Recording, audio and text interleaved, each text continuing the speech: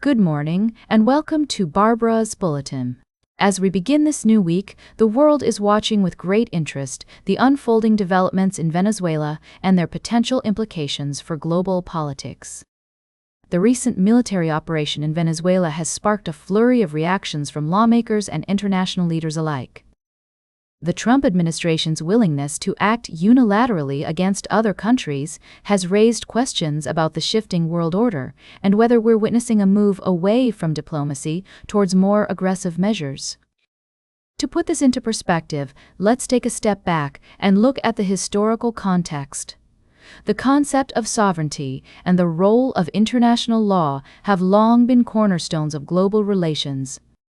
However, the increasing willingness of nations to act unilaterally challenges these principles and raises concerns about the potential for conflict escalation.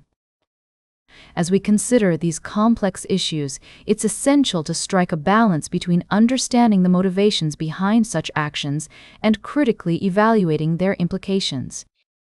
The world is indeed changing, and how we navigate these shifts will be crucial in shaping the future of international relations. In the context of Venezuela, the situation on the ground remains fluid, with protests and tensions running high. The humanitarian aspect of this crisis cannot be overlooked, and it's imperative that all parties involved prioritize the well-being and safety of civilians. As we continue to follow these developments, we'll also be keeping a close eye on other significant stories around the world, including the situation in Greenland, where the United States has expressed interest in acquiring the territory, despite resistance from Denmark and Greenland. We'll delve deeper into these topics and more throughout our show today. For now, let's take a moment to reflect on the gravity of these events and their potential impact on our global community. We'll be right back with more of today's top news on Barbara's Bulletin. Welcome back to Barbara's Bulletin. We're diving into a complex and intriguing story that's been making waves globally. The United States has been expressing interest in acquiring Greenland, a semi-autonomous territory of Denmark, with President Trump stating that the U.S. needs to own it to prevent Russia and China from doing so. This development has sparked concerns among Danes and Greenlanders, who maintain that the territory is not for sale. The situation escalated when Trump suggested that the U.S. could achieve its goal, the easy way or the hard way, which some interpreted as a veiled threat of military action. Denmark and its NATO allies have since rallied to reaffirm their support for the principle that only Denmark and Greenland can decide on matters concerning their relations. Lord Mandelson, a former UK ambassador to the US, has weighed in on the issue, saying that while Trump is direct in his political talks, he's not a fool and would be advised against taking any action that could spell real danger for US national interests. Meanwhile, the UK is working with NATO allies to bolster security in the Arctic, recognizing the region as an increasingly contested part of the world. As the situation continues to unfold, it's essential to consider multiple perspectives and potential consequences. The US already has significant influence over Greenland through existing agreements with Denmark, but Trump's push for more control raises questions about the future of the region and its implications for global security. Greenlanders are also voicing their concerns, fearing that their island could become embroiled in a geopolitical storm. With NATO allies reaffirming their support for Denmark and Greenland, it remains to be seen how this situation will play out. Welcome back to Barbara's Bulletin.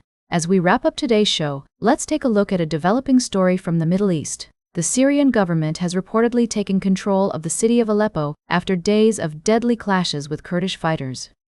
According to reports, over 400 Kurdish fighters were evacuated from the city to a Kurdish-controlled zone in the northeast, while hundreds of civilians and fighters were killed or wounded in the fighting. The conflict began earlier this week after negotiations stalled on integrating the Kurds' de facto autonomous administration and forces into the country's new government. The Syrian army, backed by its allies, launched an operation to take control of the city's Kurdish neighborhoods, leading to fierce fighting and widespread destruction.